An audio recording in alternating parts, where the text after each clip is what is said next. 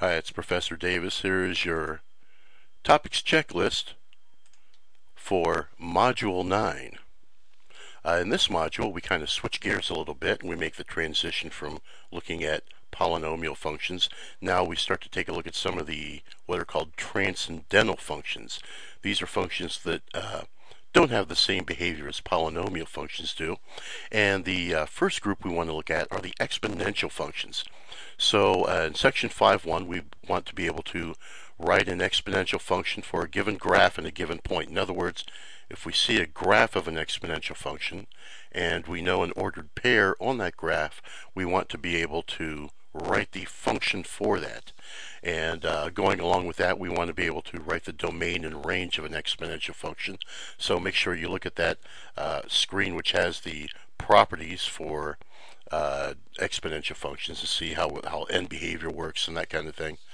And also we want to be able to solve exponential equations by the relating the bases method. In other words, use the properties of exponents to rewrite an exponential equation with a common base on both sides. And then there's some applications in section 5.1. Make sure you take a look at those. There's financial applications on present value, and then general applications on things like population growth. So make sure you take a look at that. And so in that section, starting on page 232, if you have the summary notebook, ebook screen 5.1-25, problems 1 through 11 odd, 21 through 24, 31, 32, and 33.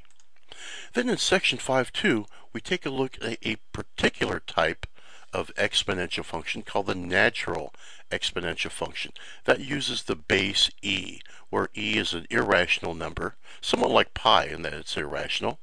And we can use e as has special properties and really kind of makes things easy for us to work with exponential functions. So make sure you're able to graph a natural exponential function and evaluate that function at given points.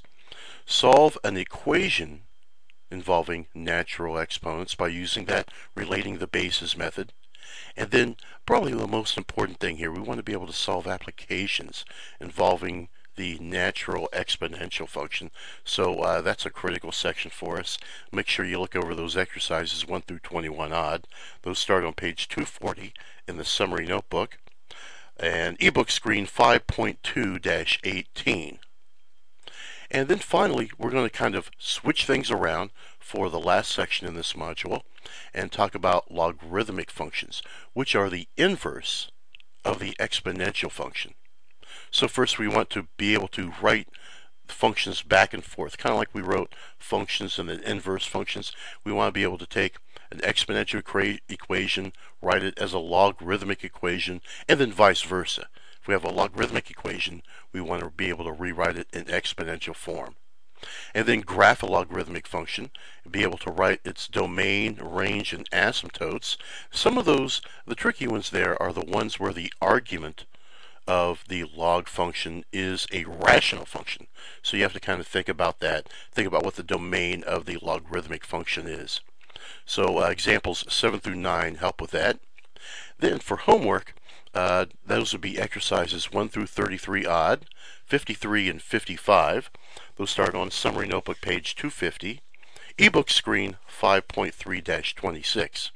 And one more thing, we're at module 9 now, so you'd want to be able to be ready to take test 2 if you haven't done so already.